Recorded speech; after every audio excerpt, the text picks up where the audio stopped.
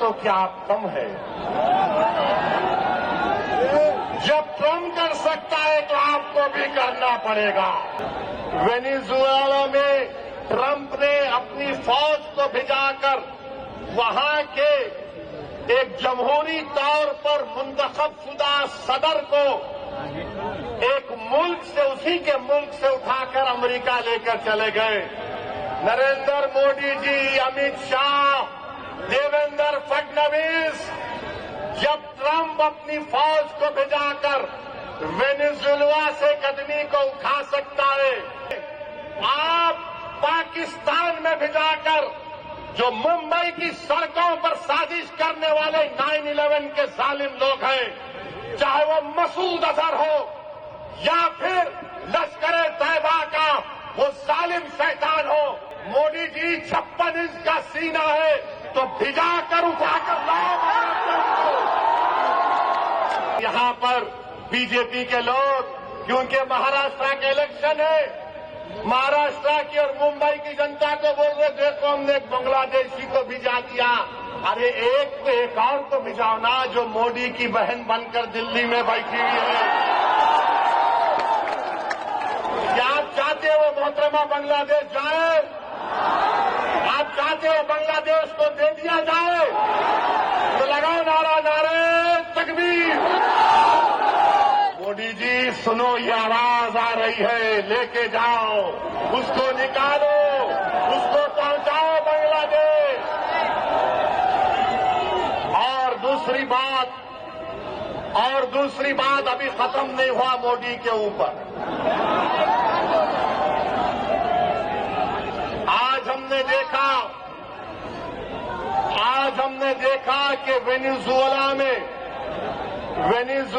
में ट्रम्प ने अपनी फौज को भिजाकर वहां के एक जमहूरी तौर पर मुंतखब शुदा सदर को एक मुल्क से, उसी के मुल्क से उठाकर अमेरिका लेकर चले गए। नरेंद्र मोदी जी, अमित शाह, देवेंद्र फडणवीस, जब ट्रम्प अपनी फौज को भिजाकर वेनेजुएला से कदमी को उठा सकता है, जब सऊदी अरब यमन में मुखल्ला के पोर्ट पर बमबारी कर सकता है, मोदी जी हम आपको कह रहे हैं, आप पाकिस्तान में भिजाकर जो मुंबई की सड़कों पर साजिश करने वाले 9/11 के जालिम लोग हैं, चाहे वो मसूद अजहर हो या फिर लश्कर तैयबा का वो जालिम शैतान हो, मोदी जी 56 इंच का सीना है तो भिजाकर उठाकर लाओ। अगर ट्रम्प कर सकता है तो क्या कम है? जब ट्रम्प कर सकता है तो आपको भी करना पड़ेगा, क्योंकि मोदी ने कहा था अब की बार ट्रम्प सरकार। तो मेरे भाई, मुझे मालूम कि आज के इस भाषण के बाद टीवी चैनल के लोग मसरूफ हो जाएंगे। ओवैसी का एक और भड़काऊ भाषण। अरे जालिमों सुनो, किसी शायर ने अच्छा कहा था कि तुम्हारी सोच के सांचे में ढल नहीं सकता, तुम्हारी सोच के सांचे में ढल नहीं सकता, जबान काट लो लहजा बदल नहीं सकता, जबान काट लो लहजा बदल नहीं सकता।